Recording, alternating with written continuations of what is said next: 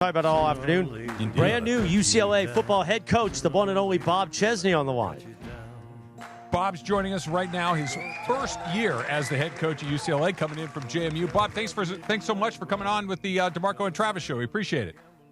Oh, heck yeah. Thanks for having me on. Really appreciate it. Heard a lot of great things about you guys, and just proud to be here representing the Bruins. Awesome. Likewise. You picked this song, Coach? This was your song you picked? Intro music? Yeah, that's my song. You like that one? I like this. What is this song? That's Johnny Cash. Yeah. God's going to cut you down, it's called. Yep. God's going to cut you down. See, coaches, that's what I'm talking about right there. Coach, I was curious, what attracted you to come out west to take this job from James Madison?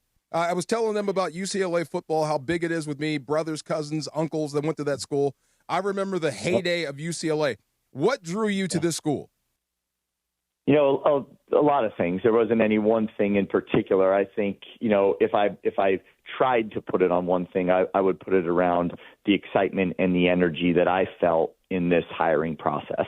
But ultimately, there's a lot more to it. I think when you're talking about the number one public school in the country, you're talking about being in LA. When you look through the list of, the prominent alumni that currently live here and are willing to support this team, and then you get into, life after football that this school can provide for people. And then the fact that just honestly it hasn't been where it should be in the past. And this is something in my past that I felt we've done a really good job of, is taking programs that, were in need of a quick turnaround here and in need of finding a way and putting a lot into it to right the ship. And I feel like those are things we've done in the past. So it was just all in one, from the location to the education to the life after football to where this current football program stands here today, along with the people in that hiring process and the excitement they brought and the names that were involved in it were all people that I just, thought really highly of and felt like, man, these are people that could help mentor me as well. And felt like there was a lot of, just seeing it the same way. Bob Chesney, the head football coach at UCLA, joining us here on D'Marco and Travis. Bob, with that in mind, with what you just said, because, when D'Marco was going through the recruiting process before he went to Washington a million years ago, I went through it before I went to play baseball at UCLA. It was everything that you just described. It's about life after athletics at this particular school, where you're going to live, who your coaches are going to be, who your teammates are going to be. How different is it now with all those things that you just described and the NIL component when it comes to recruiting players? Yeah, well, I think that when you just hit the nail on the head, when you did it, it was life after football. It was development to get to the next level, but you knew that at some point you're hanging up your basketball shoes, you're hanging up your cleats, and what were you going to do for the rest of your life? And, that is certainly a big part of it still to this day, but there is the influence of the NIL and the rev share models and all the things that come with it that, obviously skew that quite a bit. And, sometimes put guys, depending on their motivations, put that at the top of the list. And that's always dangerous because I think if you're only acquired with money, then you usually have to be motivated with more money and you have to be retained with even more money. And I think you get stuck in a cycle of, it's never quite enough. And for us, we want to find the guys that's not the number one reason why they're coming to a school. We want that to be certainly part of it, but that's not the number one reason. And I think this place offers a lot of other reasons than just that. And then if you play the long game, there's probably a whole lot more money to be made when football is eventually done, that I think could sustain you for years to come if you do it the right way. No doubt. Coach, aren't you guys getting ready for spring ball coming up soon? We are. Yeah, we are. So our kids are in finals right now, and then we head over to spring break for a week, and then we're back here next week, and we roll right into our spring practices Tuesday, Thursday, Saturday from here on in through all of April until finally the first Saturday in May is our spring game. I love spring ball. It was my favorite part of college. You know why? All hitting, no running. No conditioning. But coming out of spring, this is where you earn your job. This is where I guess you kind of decide who you are, your identity. If you could pick an identity on both sides of the ball, what would it be for your football team? Well, I think on offense, we have to be confident. I think that is where it all starts. Our offense has to be the confidence of the team. And there's a lot that goes into that. We have to be, obviously extremely fundamentally sound, schematically competent, situationally aware. We got to protect the football.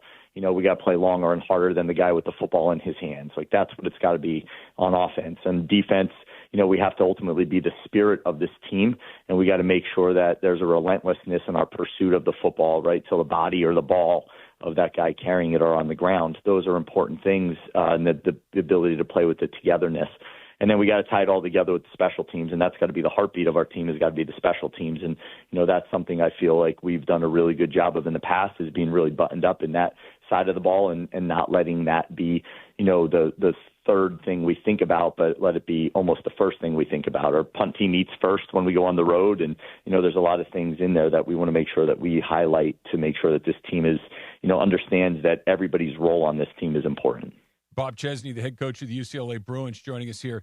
Bob, the timeline that we just saw Curt Cignetti go on was incredible. He made 2 years from a program that didn't have much of a football history to all of a sudden a national championship. And I remember at the time he shows up at Indiana, he's like, Google me, you'll figure out what it is that I do. And your path is not dissimilar. With Holy Cross, JMU, you're coming to UCLA and building programs and showing up and have it be better in year one than it was, and then better in year two. Can you see what happened at Indiana and think maybe it's not a 2-year program, but we can do something similar here in LA?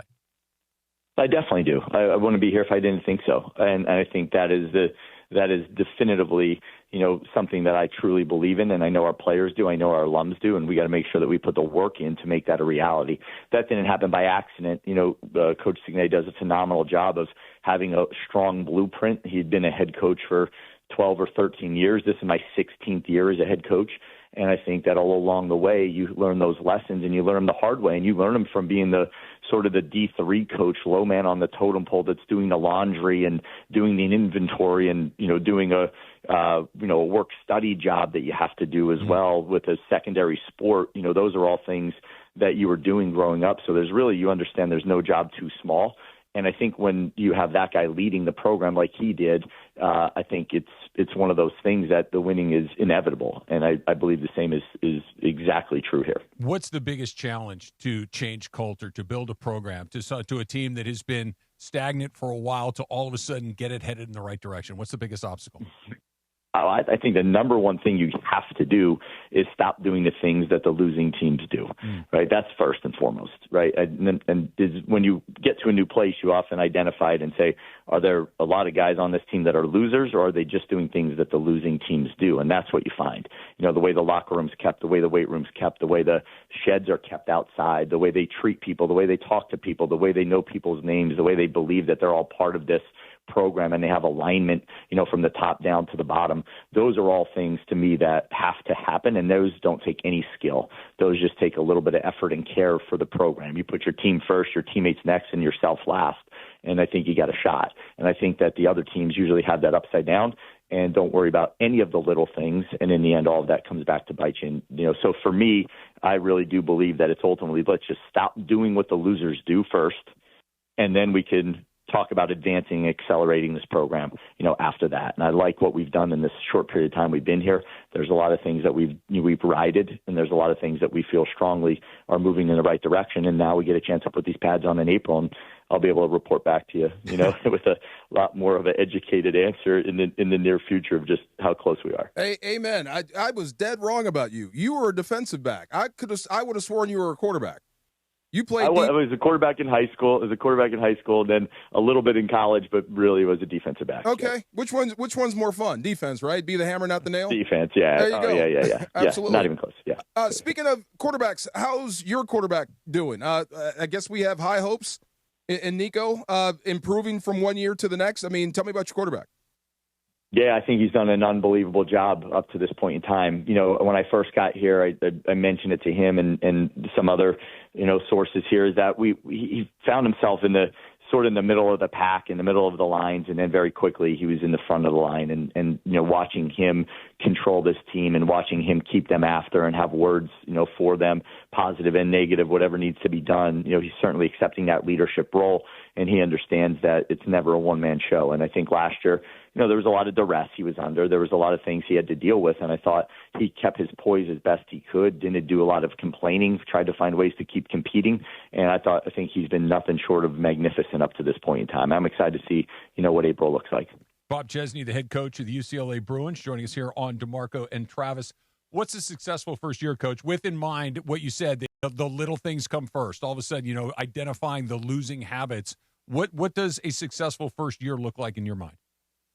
That we eliminate that we put ourselves in a situation where, we understand every day, every hour of every day is important, that we compete relentlessly in every single thing that we do, and we don't put any limitations on ourselves. We don't say we're only capable of this or only capable of that. We don't even bring those things up. We handle it one day at a time to the best of our ability, and that's really all that we could control. And it's not coach talk. I know that a lot of coaches say it, but it's really the truth. Like we can't win a game today. We don't play one.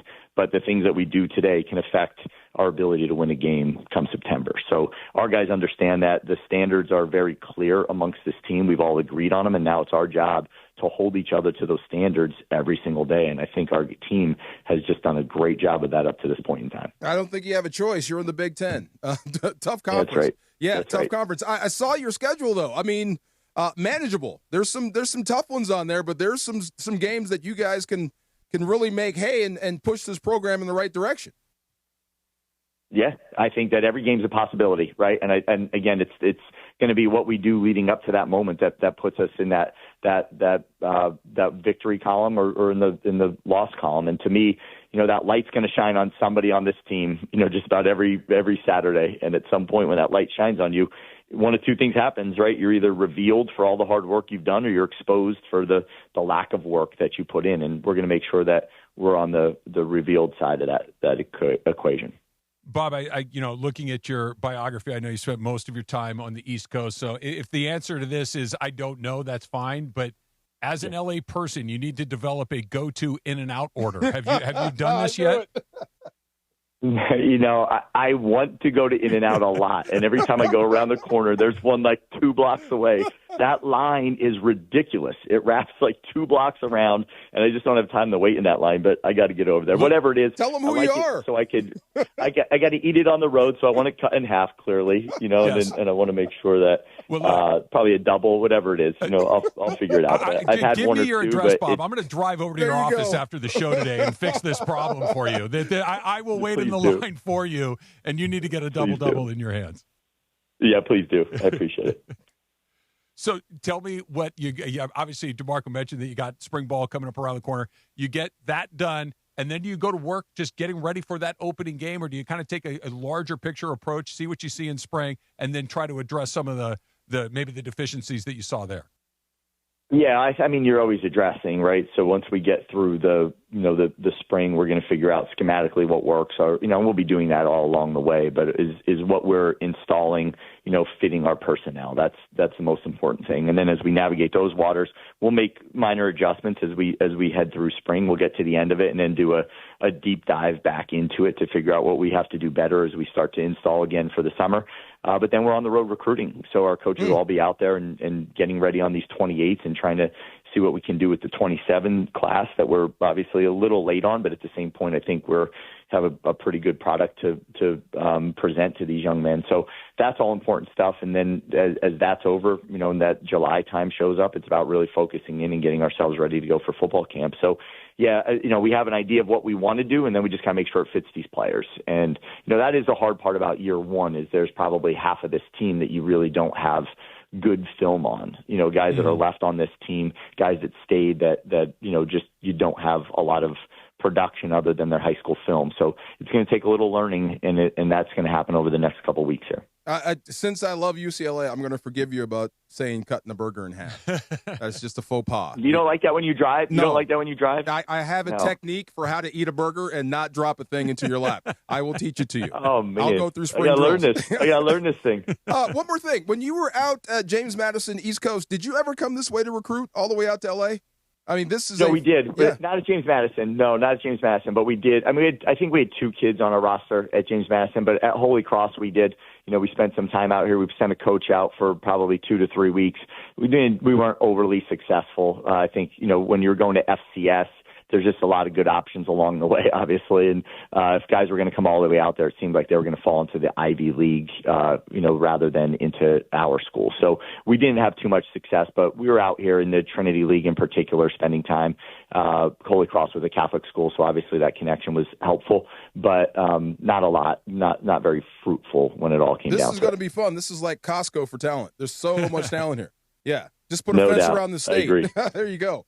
Bob Chesney, the head coach of the UCLA Bruins. Bob, it's a real pleasure. Enjoyed talking with you. Hopefully we can do it again soon. And the next time we speak, I'm going to need to know if you've had a double-double animal style. Are you bringing it over or not? You said you were. Are you or not? How about you come over to one of the practices? I will have it there. How about you come to one of our spring practices and you bring that beast over here? We're doing it. Done. I'm going to do it. Done. Laura's going to get the information, and we will make that happen before the next time we talk. All right, D'Marco, say hi to Andre for us. Will do. Absolutely. Go get him, Coach. All right. Thanks, Bob. All right, we'll see you guys soon. Thanks so much. Go. My man. Yeah. Yes.